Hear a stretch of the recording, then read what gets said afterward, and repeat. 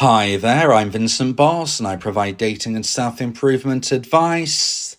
And in today's podcast, we're going to be discussing the moment your ex realizes they lost you.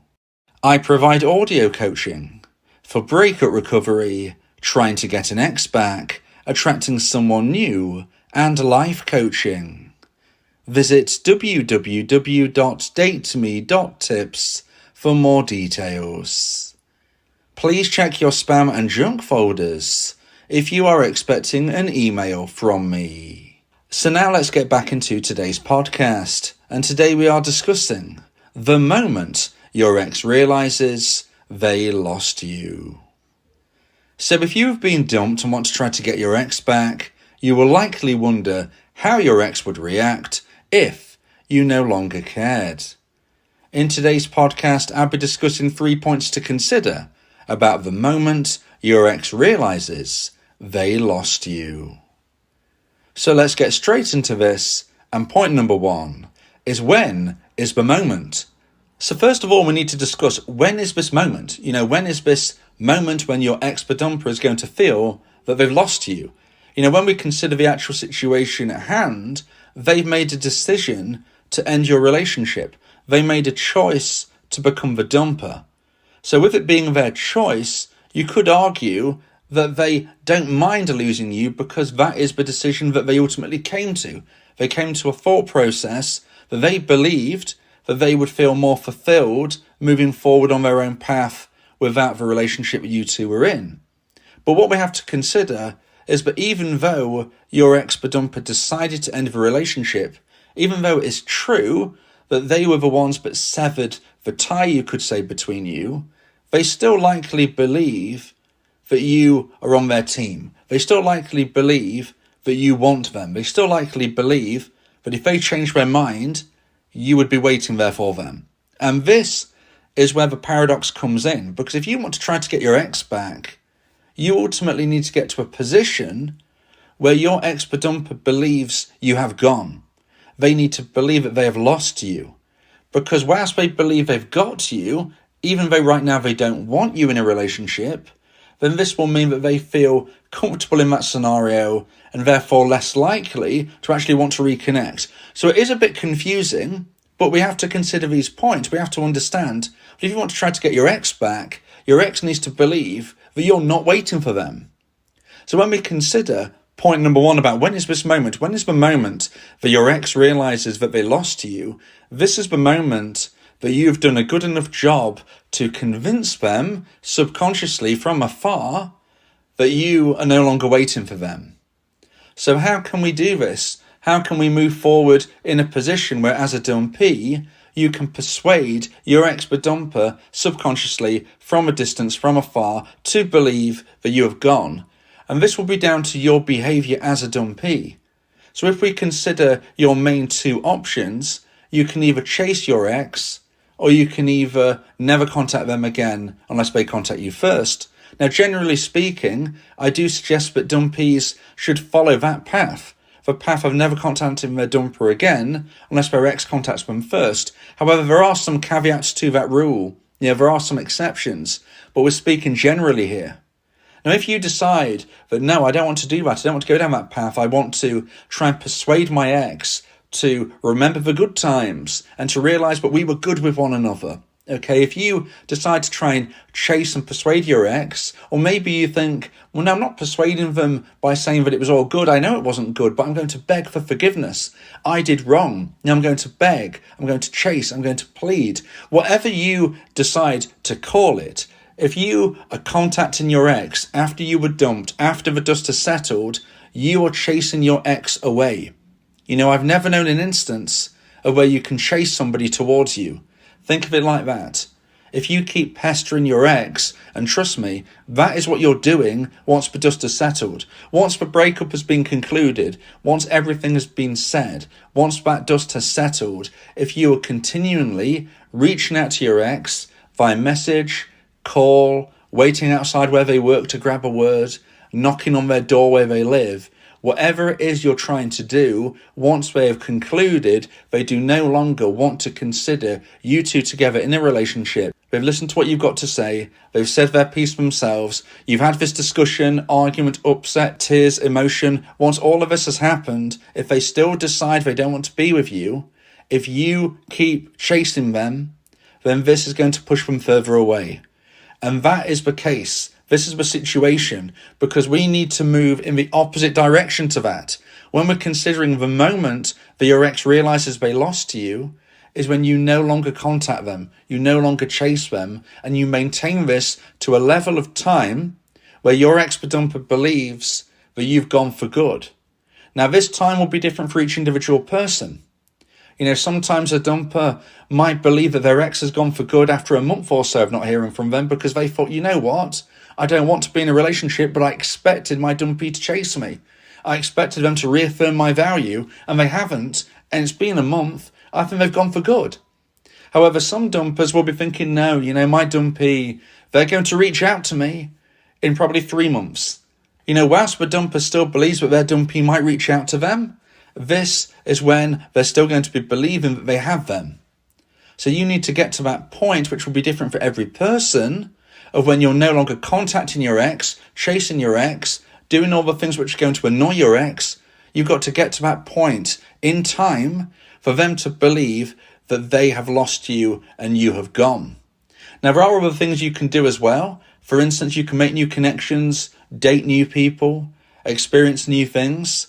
And if and when this gets back to your dumper, not via you obviously, but maybe via social media or friends of friends or whatnot, again, your ex is likely to think that they have lost you. Now, you might have only gone on a couple of dates, nothing serious, you didn't really care that much, but this is another reason for your ex-dumper to believe that they've lost you, because at that moment they no longer believe that you are going to be waiting for them. So now let's get into point number 2 and the second point of today's podcast. Please like this video if you're watching on YouTube and subscribe to the channel. And point number 2 is their feelings. So we're asking that question, we're thinking about that moment that your ex realizes that they lost you. What are their feelings when they get to that moment?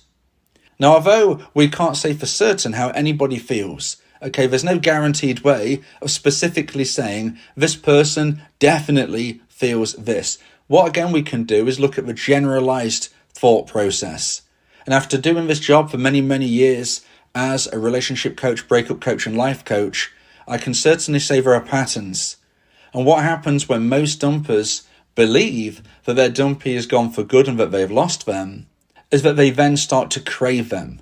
Now, you might think, well, this is crazy. Why would that work? But it's true. It's the psychology of human behavior. There is nothing more attractive than rejection. The reason why you feel so strongly for your dumper right now is because you were rejected. Yes, you loved them before. When you was in a relationship, you were very much in love. But I would strongly suggest that you actually feel for them stronger now they've gone than when you were together. We never know what we have until it's gone, okay? This is that classic phrase, thought process, whatever you want to call it and think, but it is true of the human experience. Now, even though your ex-dumper ended the relationship, like I said earlier, they believe that you were still there. You were their safety net.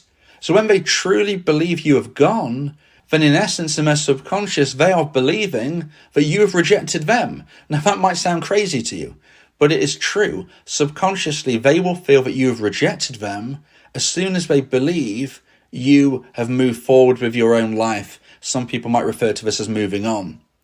So their feelings at this time are going to be amplified just as yours are to them. Now, again, we can't guarantee this for every single person.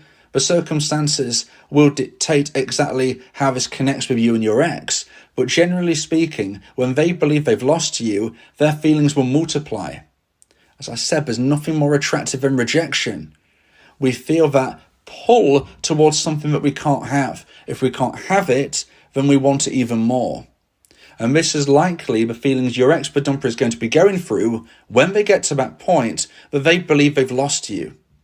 Maybe they've heard you've gone on a few dates. Maybe they've heard nothing at all, but they just expected to. Because although dumpers don't want to hear from you necessarily, they probably expect you're going to be reaching out, reaffirming their value, and pushing them up on that pedestal as a king or a queen. And if you're not doing that, then that is going to shock them internally and subconsciously. So when these feelings start to evolve and develop in the dumper's mind, they're going to be having these thought processes that they never expected. Because they ended the relationship, they felt this was a better move for them, but right now, they're not so sure. Now, if you would like advice and support on how to try and increase the chance of one day getting your ex back, and maybe deciphering the things I've been speaking about in today's podcast connected to your situation, then you may want to consider my audio coaching service, where me and you can speak one-on-one about your unique specific situation. Go to my website, www.dateme.tips, for more information about how I can become your coach and your teammate via my audio coaching service. So now let's get into point number 3 and the final point of today's podcast about the moment your ex realizes they lost you. And point number 3 is their actions. So we've already spoke about when this moment could be that your ex believes they've lost you. We've now spoke about their likely feelings at this moment, but now we're going to be discussing their actions. What are their actions likely to be when they hit that moment where they believe they've lost you and they're starting to feel that pull towards you due to the fact that there is nothing more attractive than rejection and we always want what we can't have? Well, their actions are likely to be what you probably never thought would happen, and maybe they felt would never happen as well. And this is that they're likely to reach out to you. Now, whether they believe you're in a new relationship or not, this doesn't seem to stop most dumpers. It doesn't necessarily mean in your instance this would be the case, but again, from the research that I've done over many years, I would suggest that most dumpers aren't put off by the thought that you might be in a relationship with somebody else. Now, they are likely to send an indirect, direct approach to you. It's not likely to be a direct, obvious, I miss you. It's much more likely to be indirect. Now, whether this is via a message or via a call or knocking on your door, it doesn't matter exactly how it will happen, but I would strongly suggest it's likely to be a message. It is by far the most likely way that a dumper is going to reach out to you. It almost protects them. If they send you a message, they don't have to see your face. They don't have to hear what you have to say necessarily if it's negative. And if you don't respond, they can walk away from the situation and not feel like they've lost face. Okay, it's the safest option, you could say. So they're likely to send you a text message or some type of message on an app. And their actions are likely to be an indirect, direct approach. They're not likely to say to you, I miss you, I want you back. They're more likely to say, hi, how are you? Or hi, did you realize that your favorite movie is on TV tomorrow? Or hi, have you got that pair of socks that I left at your house? I think I left it there 6 months ago. Something which is ridiculous, something that you think, why is my ex the dumper messaging me about this? They ended a relationship months and months ago. I didn't think they cared. I don't understand why now they're reaching out to me about something completely pathetic, something that doesn't have any relevance or necessity to their life or to mine. That is the action that your ex-dumper is likely to do right now. They're likely to reach out to you, and it's not likely to be obvious as for why. Although now I'm explaining it to you, you will see the obvious behind it. Now, of course, we have to decipher between something which is necessary, something which is unnecessary. If your ex-dumper reaches out to you and says, hi, my work laptop's at your house, I really need it back. That, of course, is different to if they reach out to you and say, hey, I've left a pair of socks at your house. Okay, that is a very different situation. Do they need to reach out to you about their work laptop? Yes, they do. Okay, and if they do need something, then it isn't necessarily because they're missing you. It's not necessarily an indirect, direct approach when it is the honest truth of why they're messaging. But if they're contacting you about something, like I said, such as socks, which really, do they really need some socks 6 months later from your house that they didn't care about initially? No, that's not likely. That's an indirect, direct approach. If they're asking you about a movie, if they're speaking to you in a way that they didn't have to, and they could have spoke to anybody else about, this shows they're thinking about you, this shows in most instances they're missing you, and this shows there is an opportunity, if you navigate the communication stage effectively, that you could one day meet up again, and hopefully, if you want, to try and reconnect and get back into a loving, long-term romantic relationship. If you believe that this podcast has helped you, then please consider buying me a coffee. The link to do so is in the description.